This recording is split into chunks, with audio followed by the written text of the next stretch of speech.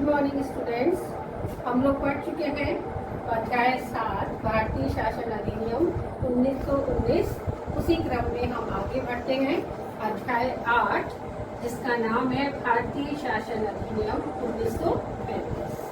हम पढ़ चुके हैं गांधी जी द्वारा चलाए गए राष्ट्रीय आंदोलन, जिनमें हम असहयोग आंदोलन और सविनय अवज्ञा आंदोलन पढ़ चुके हैं। उसके बाद में ये आंदोलन प्रारंभ हुआ था, उसी में हम लोग पढ़ चुके हैं प्रथम, द्वितीय और तृतीय गोलमेज सम्मेलन, जो पूर्ण रूप से असफल रहे। तो गोलमेज सम्मेलन जो 1930, 31 और 32 में हुए थे, उसके पश्चात ये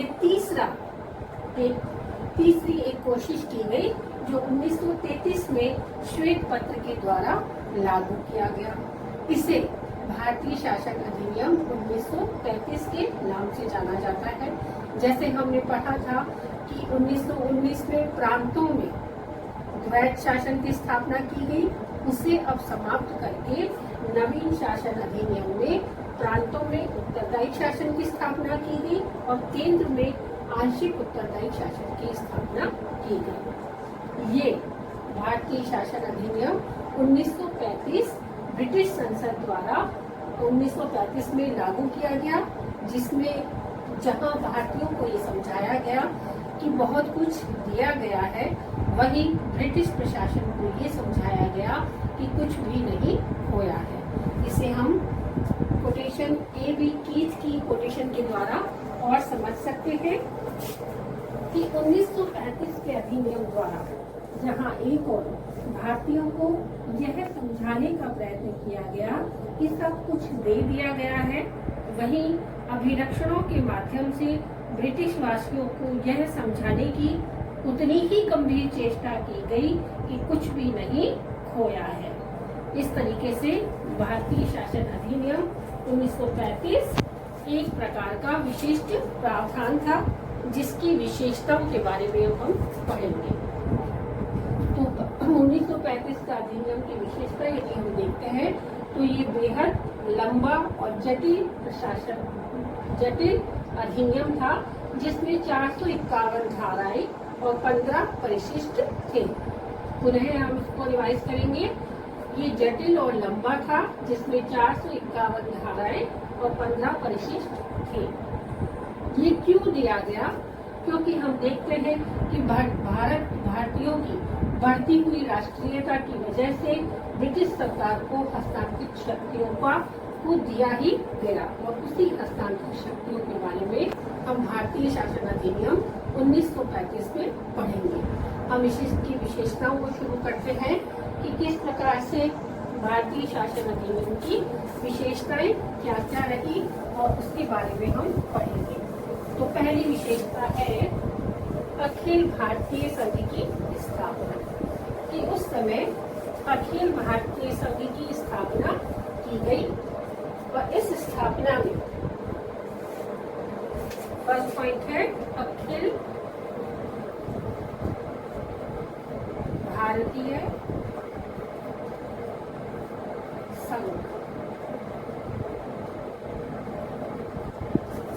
अखिल भारतीय संघ की स्थापना की गई, जिसके द्वारा ब्रिटिश प्रांतों या देशी रियासतों को मिलाकर एक संघ की स्थापना की गई, जिसमें 11 ब्रिटिश प्रांतों व 6 चीफ कमिश्नर के क्षेत्रों और उन देशी रियासतों को जोड़ा गया जो स्वेच्छा से इस संघ में शामिल होना चाहते हैं।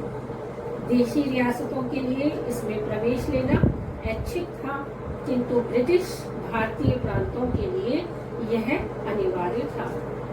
संघ की इकाइयों को आंतरिक मामले में स्वशासन प्राप्त था तथा संघ की इकाइयों के विवादों को निपटाने हेतु संघीय न्यायालय की स्थापना की गई तथा शासन व शासन के विषयों का बंटवारा किया गया। इस तरीके से हम देखते हैं कि अखिल भारतीय संघ का निर्माण ब्रिटिश प्रांतों में देशी रियासतों और ब्रिटिश भारतीय प्रांतों के द्वारा मिलकर किया गया, जिसमें ब्रिटिश प्रांतों के लिए अनिवार्य था और देशी रियासतों की स्वेच्छा से वो इसमें शामिल हो सकते थे।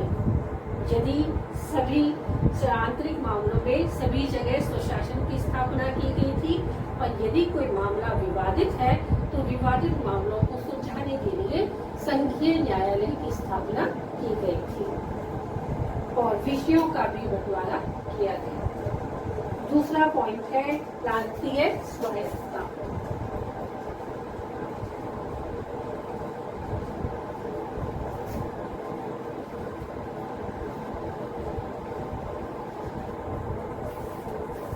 प्रांतीय स्वायत्तता का तात्पर्य प्रांतों में द्वैध शासन व्यवस्था को समाप्त कर स्वतंत्र और स्वशासित संवैधानिक आधार प्रदान किए गए, संपूर्ण प्रांतीय शासन लोकप्रिय मंत्रियों को सौंप दिया गया तथा मंत्रियों को प्रांतीय व्यवस्थापिका के प्रति उत्तरदायी बनाया गया।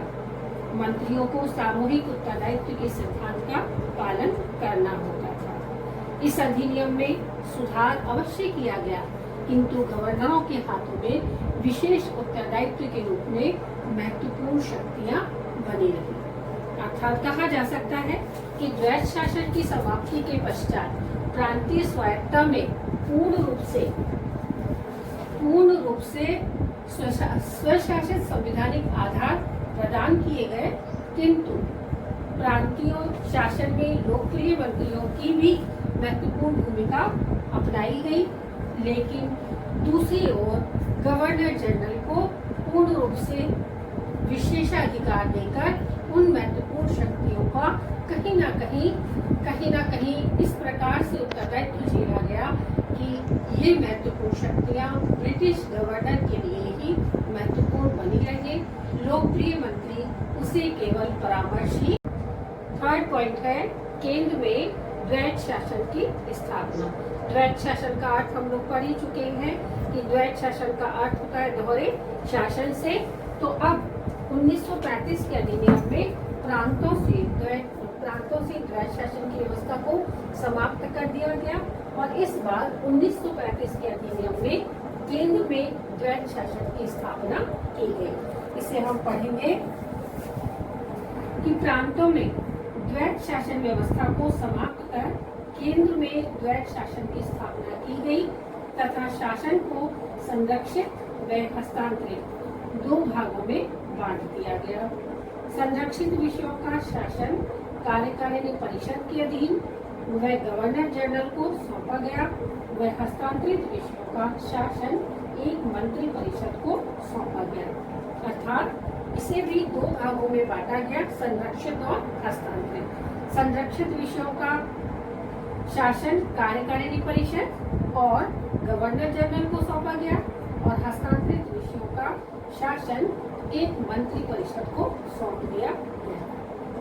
चौथा पॉइंट है शक्ति विभाजन।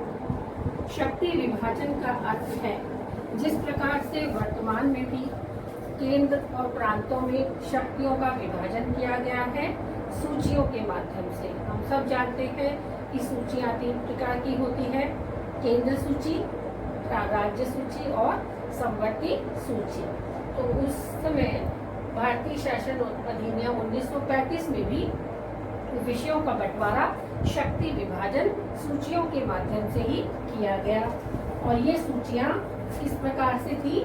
पहली सूची थी संघीय सूची, जिसमें 59 विषय थे, जिसमें सेना, विदेश विभाग, मुद्रा, रेल, डाक तार विभाग, संचार विभाग, लोक सेवाएं, मुद्रा विनिमय, बैंक आदि थे।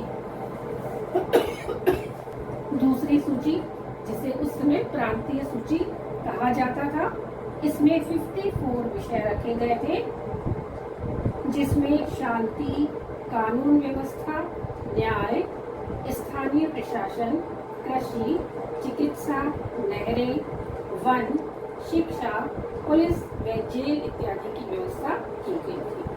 तीसरी सूची है समवर्ती सूची, जिसमें 36 विषय थे, जैसे दीवानी, फौजदारी, विधि, विवाह, तलाक, उत्तराधिकार, दत्तक ग्रहण, ट्रस्ट, कारखाने, व श्रम कल्याण आदि इसमें तय किए गए। हम पुनः रिवाइज करेंगे कि शक्ति विभाजन वर्तमान सूचियों की तरह ही केंद्र सूची, राज्य सूची और संवर्ती सूची में विभाजित किए गए। और केंद्र सूची में उस समय 59 विषय हुआ करते थे, प्रांतीय सूची में 54 विषय हुआ करते थे और संवर्ती सूची में 36 विषय हुआ करते थे। केंद्र सूची में वे विषय थे जिनका संबंध पूरे भारत से था, प्रांतीय सूची में वे सभी विषय थे जिनका संबंध केवल प्रांतों से था और संवर्ती सूची में उन विषयों को शामिल किया गया जिनका संबंध केंद्र और प्रांतों दोनों से था। इस प्रकार से ये 4 पॉइंटों के माध्यम से हमने भारतीय शासन अधिनियम की विशेषताएं शुरू की।